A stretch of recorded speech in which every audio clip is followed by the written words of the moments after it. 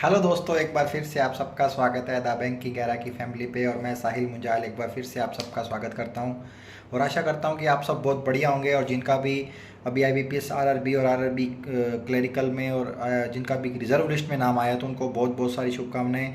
और उनको आगे आने वाली जो लाइफ है वो बहुत अच्छे से स्पेंड करें, अच्छे से अपने जो भी मतलब क्या बोलते हैं इच्छाएं पूरी करें, जो भी उनको लगता है या आगे उनको प्रिपरेशन करना वो भी कर सकते हैं। तो दोस्तों ये जो वीडियो है इसलिए बना रहा हूँ कि भाई आपको ये बताने के लिए कि आप अपनी जो तैयारी कर रहे हैं तो उसमें तैयारी में आप प्री प्लस मेंस जो होता है, जैसे प्री होता है फिर मेंस होता है, उसको किस तरह मैनेज किया जा सकता है। उन चीज़ों के कुछ पॉइंट्स मैं आपको बताना चाहता हूँ कि जब मैं तैयारी करता था तो मैंने प्री और मेंस को कैसे टैकल करा है ना। तो आप भी उसको ये टैकल उस पॉइंट्स को अपने मतलब तैयारी में लगाएंगे या उसमें ऐड करेंगे तो आपको भी बहुत अच्छा बेनिफिट मिलेगा दोस्तों। ठीक है, तो दोस्तों उसमें क्या है, मान लीजिए आप कोई भी टॉपिक सीख रहे हैं, रीजनिंग का है, इंग्लिश का है, मैथ का है, कोई भी है।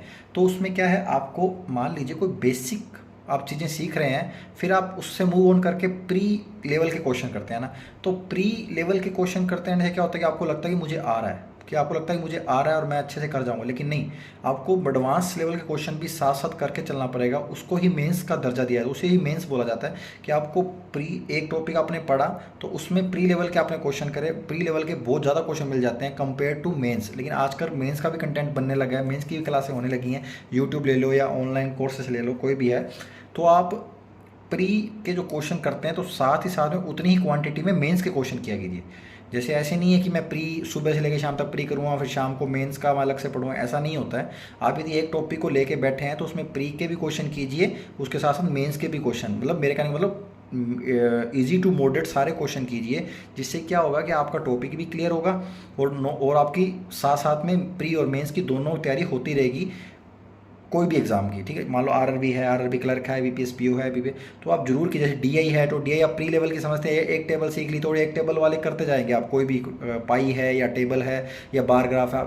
तो ऐसा नहीं करना है आपको, उसकी एडवांस जो मेंस बोला था उसके एडवांस, जैसे दो पाई चार्ट है, एक पाई चार्ट है, एक बार ग्राफ है, तो इनको सीखने के बाद इस तरह के क्वेश्चन भी दो वाले स्कैटर्ड वाले ग्राफ है तो ये भी साथ साथ में सोल्व कर देगा। ये मत सोचना कि हमको प्रैक्टिस का मौका कम मिल रहा है तो हम कर नहीं पाएंगे, ऐसा नहीं होता है।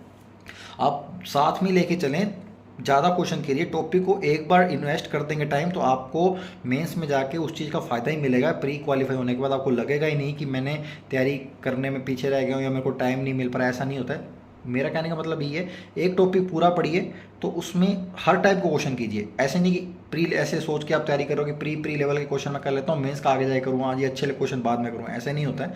एक टॉपिक आपने सीखा तो उसके पूरे easy to moderate high level तक जो क्वेश्चन बना हुआ है, जो भी आप कंटेंट फॉलो करते हैं वो कीजिए, या मैथ में है या रीजनिंग में है या इंग्लिश में। ठीक है, अब प्री प्लस मेंस मैंने बोला तो आप बोलेंगे सर प्री और मेंस में एक सब्जेक्ट ऐसा है जो मेंस में आता है, वो है करंट अफेयर।